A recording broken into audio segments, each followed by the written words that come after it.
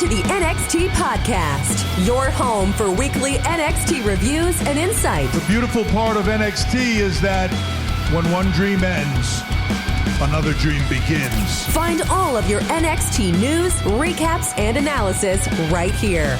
So with that being said, we only have one question for you. Are you ready? We thought so. Let's get the show started right now. Oh, ladies and gentlemen, welcome back to the NXT Podcast. As always, I am your host. My name is Zachary Smith, here with you on another beautiful weekday to talk about our favorite wrestling show, NXT. Not necessarily a ton happening on this episode. So we have our title match main event. That's a big deal, but in whole, it's kind of a standard episode of NXT, but still fun to talk about. I'm excited to talk about it. Before we get started, as always, I am your host each and every week, along with my other wonderful co-hosts here on the unofficial WWE Podcast Network. You can always find me on Twitter. I am at ZachNXT. That's at ZACHNXT. We're always talking about wrestling, other fun stuff over there. Before I run down NXT for you, we have our world-famous segment called News, which is news with an exclamation mark. And what it is a carefully selected and curated list of the best wrestling news that I have researched, and what it absolutely is not is me typing WWE into Google and just reading the results and reacting to them, because that would be unprofessional. But if you were going to do that, you'd see that WWE did that thing that they do where they randomly release a bunch of people that they couldn't think of good ideas for, even though they hire a bunch of writers specifically to avoid that problem.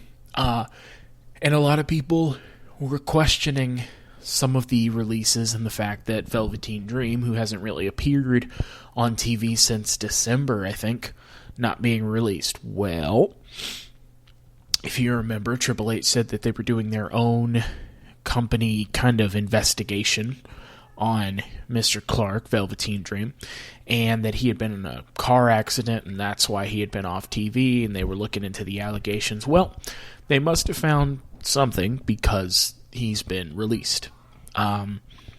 He was accused of sending inappropriate messages to minors, and I don't know that any of that was reported to the police, but it was reported with screenshots and things like that.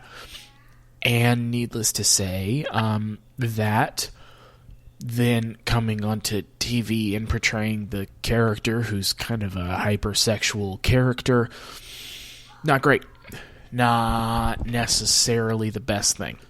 So I think I said the last time that he was on TV that I wasn't comfortable watching while it was left unresolved, and so what I was going to do was just kind of not talk about the stuff that he was involved in. Now, if he were to have challenged Karrion Kross for the title instead of Finn Balor, then my hands are tied on that, right?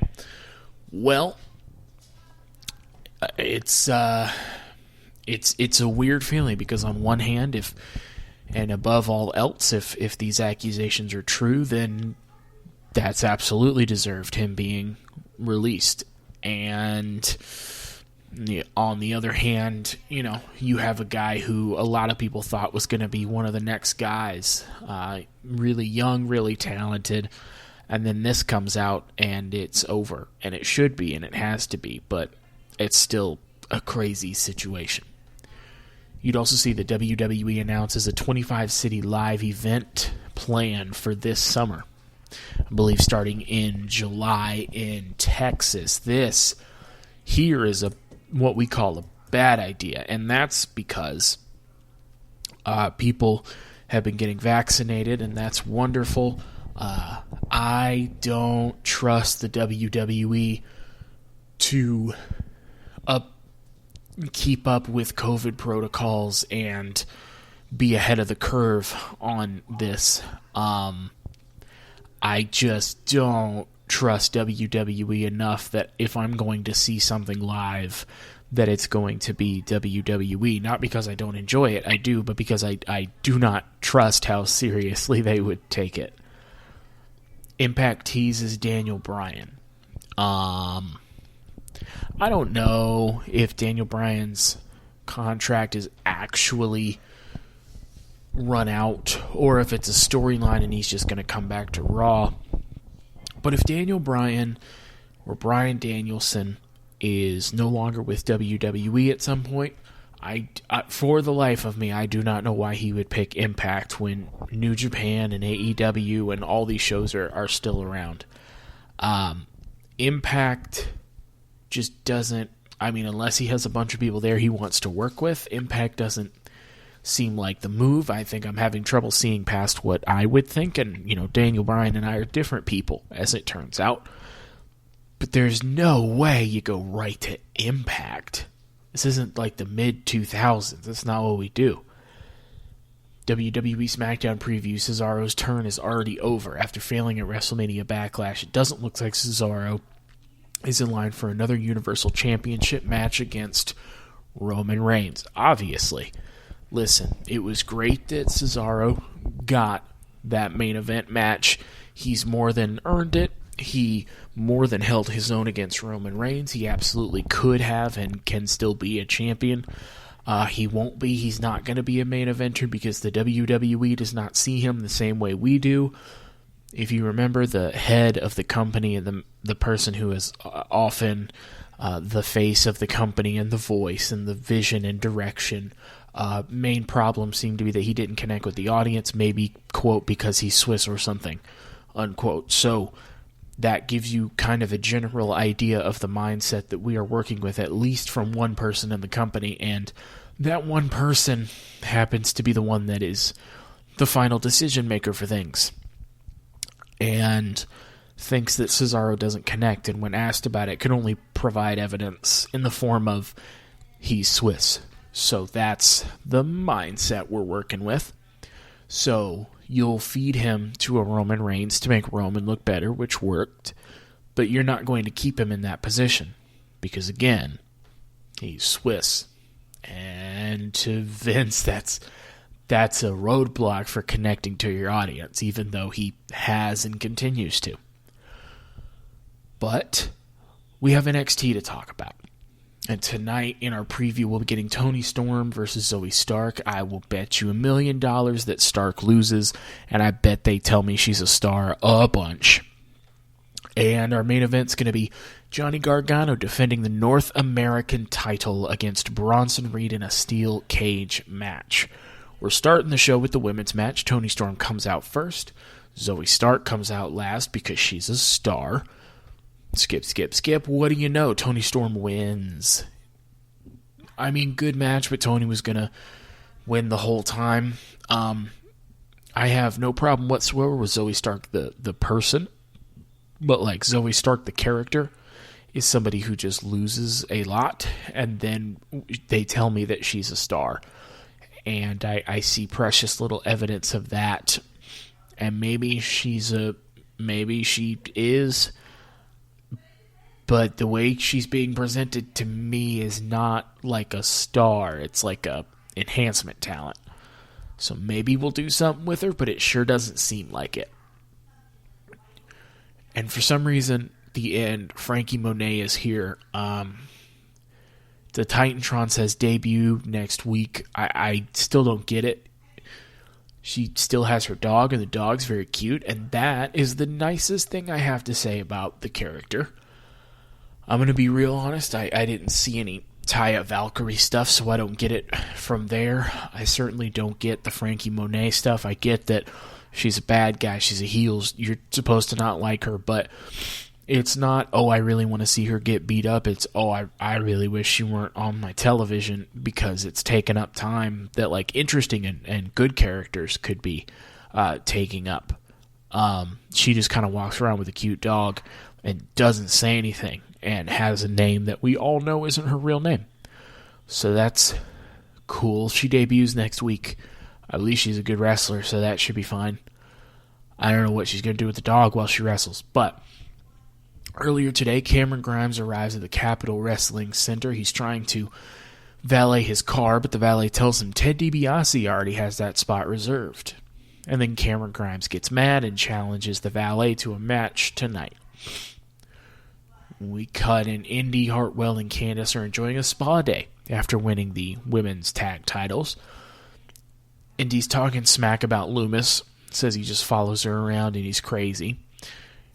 They pan up and Loomis is her masseuse, as she calls him a loser. Dexter kind of walks off rejected. And that's definitely deserved. He's been nothing but a creep. He shouldn't get the girl in the end because that would be a terrible lesson. We get a preview for Balor versus Cross 2, which is going to be next week. I wonder if this will be the last Finn Balor NXT match. It hadn't really occurred to me, but at this point it feels like he's done everything that he could possibly do in NXT. So maybe someone likes him again and likes him enough to bring him to Raw or something. I mean, I guess he could be North American champion down the line or get in the tag team division, but he's already been to the mountaintop again with the NXT title, had a really good reign, and passed it down to a newer guy. So it kind of feels like he's done everything he can do. But I also saw how it went on the main roster. It went fine until he got hurt, and then not so much after that. So I hope he does whatever he wants to do, but I hope that if he goes to the main roster that they've thought of good ideas for him. For example, they sit Karrion Kross and Finn Balor down, and they're both watching clips of their title match, both of them reacting to how brutal the match was. Kross watches himself get the coup de grace, and he says that there, he couldn't walk it off. He said, after the stomp, I couldn't lock on the choke like I wanted. It felt like he went right through me. It was a really good promo video for this match. It's a big match, and this made it feel like one. This was needed. Because before this was just kind of a thrown-together thing, and Finn Balor said, I'm challenging you, and Karrion Kross said, fine. Now, they both sold really well how brutal that match was and how much it took out of them and how hurt both of them were. Karrion Kross really selling that Finn Balor stuff hurt him, and it feels like an actual prize fight. And they, of course, did the thing where Pat McAfee and Paul Heyman give their predictions. I always think that they tell the people who they should pick, because Pat McAfee picks Finn Balor, who's not going to win, and then Paul Heyman says he gives spoilers, not predictions, and for this one, it's too close to call. It makes it's a big feel fight now, where I don't know that it would have felt that way before. Now, it feels like a main event, not just a thrown together title match. It feels like a big deal with one video, and that does a lot. So, it's only now that I actually see him in the ring that I realize that was not a valet from earlier. That was Jake Atlas, who was with Cameron Grimes. That makes more sense now. I was wondering in the first segment why the valet accepted Cameron Grimes' challenge to fight him in the ring, and now that makes more sense. Was I paying 100% attention? Absolutely not. If I had been, would that have been very clear to me? Probably, but here we are together now. Also, Jake Atlas is still here, so that's good. They're having their match. Cameron Grimes is setting Jake Atlas up to hit the cave-in when Ted DiBiase's music plays. And in fact, here he is. Cameron Grimes is distracted, and Jake Atlas hits a springboard roll-up to win. It was cool looking. And Ted DiBiase laughs. And Ted DiBiase laughs and walks off, and Cameron Grimes eventually runs to the back to find Ted DiBiase. But also as a performer, Cameron Grimes, the guy, also took a really long time to run back there and ran walk so that he wouldn't go fast enough to actually catch Ted DiBiase, because Ted DiBiase had to walk through the back in one shot, get in a limo so that Cameron Grimes could follow him. So Cameron Grimes had to spend a lot of time mugging for the camera that he was mad. and then a little scuffle with Jake Atlas, and then he had to run into the back to make sure he did not catch Ted DiBiase. He finally gets out there, and Ted DiBiase's in the back of a limo, and the door is locked, and he's yelling at the car, and DiBiase rolls down the window, and he says, "It's not bad, kid. You're just not the $1 million man." And he laughs, and the driver drives away. These have been fun. I don't know what the end game is with these, but they've been really fun. It's been something for Cameron Grimes to do that's more character driven, and it's always good to see Ted DiBiase. These two gimmicks are kind of perfect for each other, so that works well. It's been a lot of fun. Bronson Reed cuts a promo from inside a steel cage, saying this is the biggest match of his life. He's been waiting 14 years for this. His family's going to be watching at home. His wife is in attendance. He can finally tell his wife that they made it. All he has to do is beat Johnny and become the North American champion. That was a good video. I hadn't seen a lot of Bronson Reed in that context, like learning more about him. That was a pretty good, like, white meat, babyface, good guy promo. Cut from that to Pete Dunne being interviewed about calling out the whole roster. He talks about Johnny Gargano and Karrion Kross, our two men's champions here. He goes over his resume. He says it's pretty evident that he needs to challenge for a title. So I don't know if we're doing Karrion Kross, Pete Dunne next, if we want to have Pete Dunne lose another NXT title match, or if eventually we're going to do Pete Dunne and Bronson Reed for the North American title. Either way, Pete Dunne could absolutely be a champion tomorrow and pull it off. It seems like he's going to be dealing with Bobby Fish first, but after that, be fun to see him back in the title picture and winning a title. Interview with Bobby Fish. Bobby Fish is here 2 weeks in a row. He said last week had very little to do with Kyle O'Reilly. He said that he has a problem with Pete Dunne and Oney Lorcan. They're two of the guys that kind of precipitated the downfall of the Undisputed Era. And he says to get his pound of flesh for that, he's going to challenge Pete Dunne first. Generally, you do like the henchman first, like you'd go after Oney Lorcan first, but we're going right to the source. He tells him, Pete, turn up next week, and I'll finish our business. So again, like I said last week, I don't know what we're going to do with Bobby Fish, the single star, necessarily, but he can be used to get like a Pete Dunne, a story to do for the moment, and give him a really good match and somebody to beat. So that's helpful to have. I mean, he's just primarily been a tag team guy, Bobby Fish has, and also he's injured a lot, so I don't know how much they're going to do with him necessarily. But hopefully we'll get Pete Dunne and Bobby Fish. And in fact, I think later in the night, graphic comes up that says that the Bobby Fish Pete Dunne match is actually happening next week. So that works out well. That will just do it and see how the match is. And again, no earthly idea what we're doing with Bobby Fish after this. But let's see. We're back to Indy and Candice. They're finishing up the woman who took Candice's credit card to pay, comes over and says that the card got declined, and Candice says that's impossible. Indy says that's not possible. She's a women's tag team champion. And she said there's an unpaid expense on the card. Candice says, yeah, that's Austin. He orders a bunch of pizzas all the time. It's funny because he's dumb. But the woman says that it was actually a purchase made 3 weeks ago at a florist. She says, have you bought anyone flowers or chocolates from a florist? And Indy catches on, figures out that those flowers were in fact sent by Candice and not a Dexter Loomis, I suppose. And so Indy goes from mad to very excited because she's now come to the conclusion that Dexter Lumis still loves her, and she yells that 2 or 3 times and then runs off. This story is weird, and I don't like it. To review, Dexter Lumis is a creepy stalker.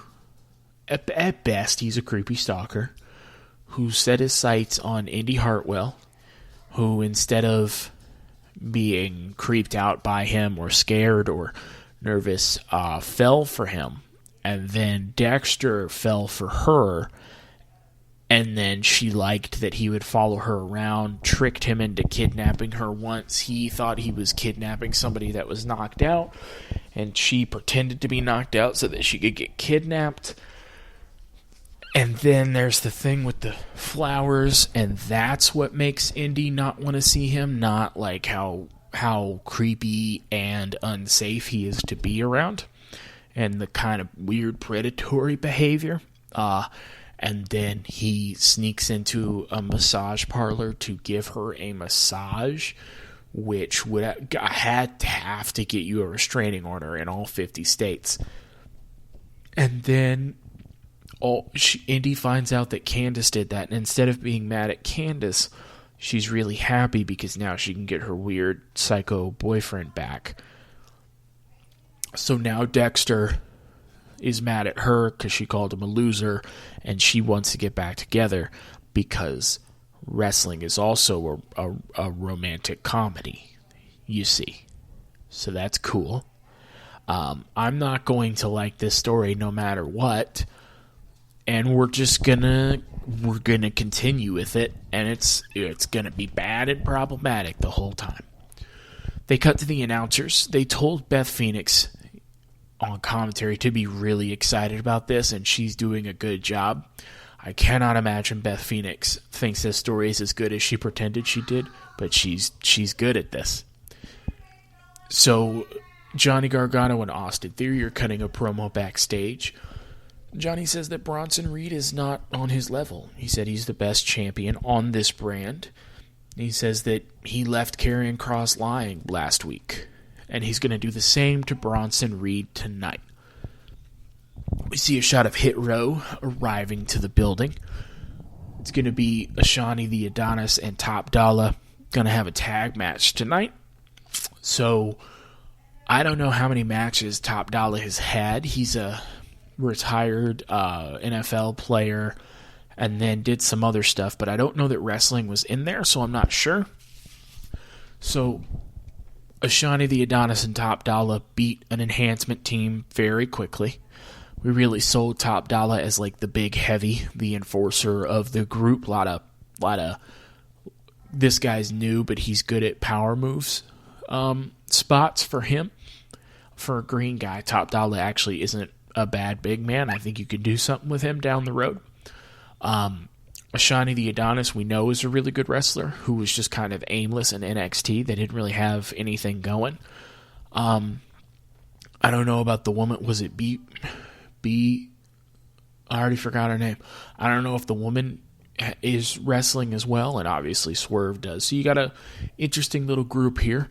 After the match, they do a promo where they are still rapping, which is weird because now there's not even really a reason to. This is just an after the match promo, and like Ashani says something and Top Dollar says something that rhymes, and then the woman says something and then Ashani says something that rhymes. It's weird. It's odd to make them talk and rhyme all the time. Swerve finally speaks. He says he doesn't particularly care who wins the North American title match tonight, but whoever does win, just know that Swerve will have his eyes on them. So now that we know who wins, maybe it'll be Swerve going for that North American title. That certainly makes sense now. I don't know if maybe like you keep the title on Bronson Reed for a bit and then Swerve wins it, because Swerve absolutely could be North American champion. He could pull that off 1,000%.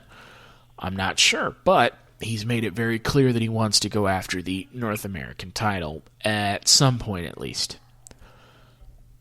William Regal's in the back being interviewed about some of the changes coming up. He says as much as he doesn't want, or rather doesn't agree with their methods, Legado del Fantasma are in fact number one contenders and will face MSK for the tag team titles. The women's tag title match next week is going to be Ember Moon and Shotzi Blackheart getting a shot at their women's tag team titles against Candice and Indy, getting a chance to win those back. That still doesn't matter at all. Those are jokes. He said that he's bringing in people that are new and fresh faces. He brought a bunch of people into the Cruiserweight division, and he'll bring in stars to the women's division to challenge those two. So they weren't really announcements. They were things we already knew. But that's Shotzi and Ember get a shot. Legado del Fantasma get a shot. There you go. There's a graphic for Cameron Grimes versus Ted DiBiase in a $1 million standoff next week. I don't know what that means or what that is. If they just count money at each other, I don't know, but whatever it is, it's going to be fun, so I'm fine with it.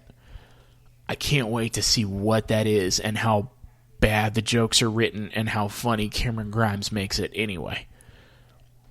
So, our main event is now. The steel cage is down and Bronson Reed is out first. Steel cage matches always look really cool in NXT. The lights are set up different, so it's darker setup where the lights are more focused on the cage and the ring as opposed to everything. So the cage really stands out. And when there's a crowd, it's really cool to see that shot go from lighting up the whole crowd to the lights going down, the crowd disappears, and it's just the cage and the crowd flips out. A steel cage does not look intimidating on Raw or SmackDown because of the way that they shoot it. On NXT, though, it looks like two people are about to fight each other in a cage.